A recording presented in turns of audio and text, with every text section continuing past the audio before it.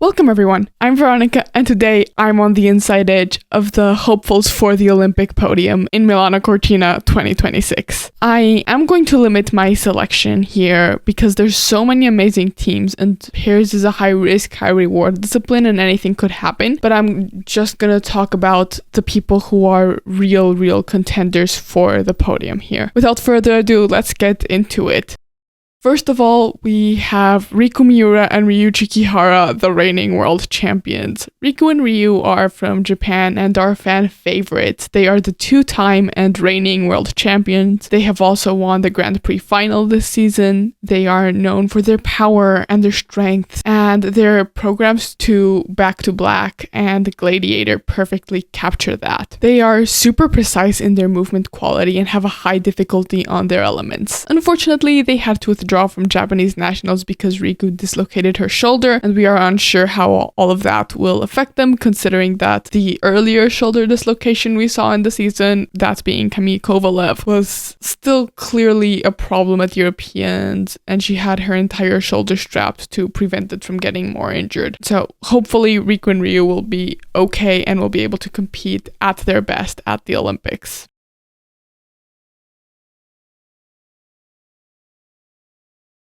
Next up, we have Sarah, Conti, and Niccolo Macii, the hometown heroes. Sarah and Nico have really had a great quad after the 2022 Olympics where they didn't even make the team. They have been on the world and European podiums multiple times and have also done very well on the Grand Prix series. There was a year there that was not the greatest in terms of materials, but they have really had a resurgence since then, and they are a ginormous part of what makes Italy very competitive for the team event. And of course they will be skating on home ice here. Nico, he's said in interviews that he lives just a few minutes away from where the figure skating events will be held and that his family is from Milan. And so, of course, that will have its own pressures, but also a huge amount of support for them skating on the biggest stage of their lives.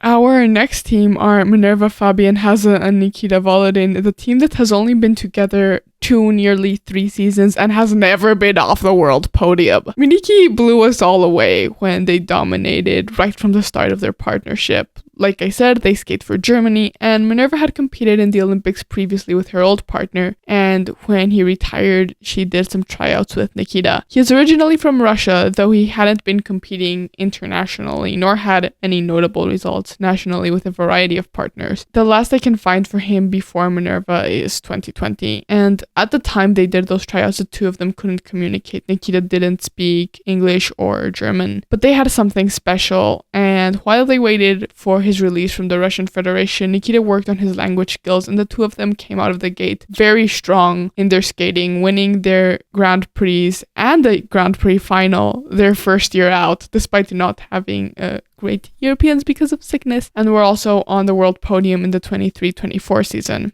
Nikita got his citizenship and is cleared to compete in the Olympics, and while the season has been a little bit more unsteady, they are very strong podium contenders with big expectations for Germany after Savchenko and Massot's gold in 2018.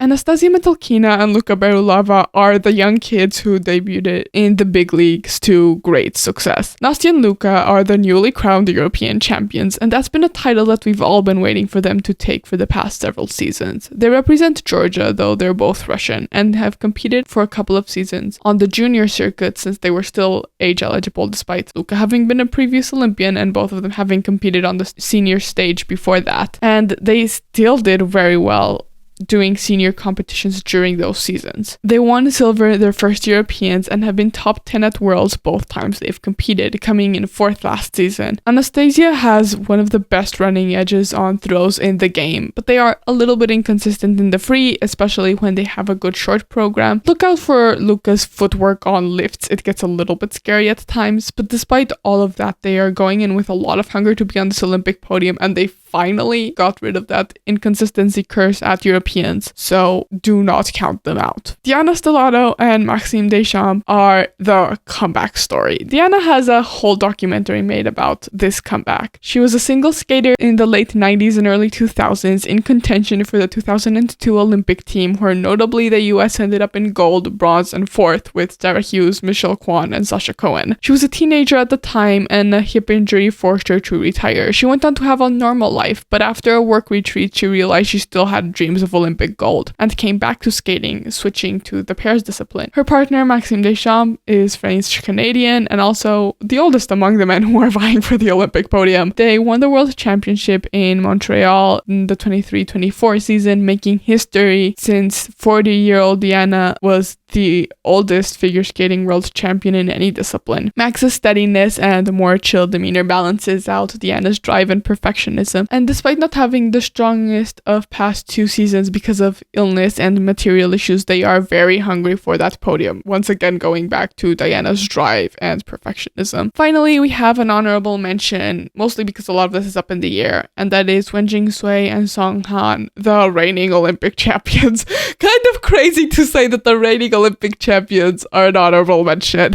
Sui and Han retired after winning the Olympics in 2022, mostly because of injury issues for Han. It's his back, if I'm not mistaken. And Sui continued working in choreography and pursuing her passion for dance. They came back this season because of the games with visibly a lot of joy for skating once again. They've done well results-wise with a couple of bronzes on the Grand Prix series, but they did their first competition after just having run their free program in its entirety 4 times, and their progression since then has been evident, though they clearly aren't back to their old selves. It remains to be seen whether they'll continue past these Olympics or exactly how competitive they are, but they were really close to making the Grand Prix final, and with some extra time under their belt, they might be a factor here. That is all from me for now, but look out for the other videos in this series. Hyacinth is covering the singles disciplines with the men's and the women's, and I will be covering dance later on. These Olympics are going to be very, very interesting and hopefully not cursed unlike the past couple without as much drama. Hopefully you enjoyed them, and do let us know who you are rooting for in the pairs discipline in the comments. You can also join us on Discord for way more discussion about the Olympics. We'll be commenting there live, and we really would like you to join us there.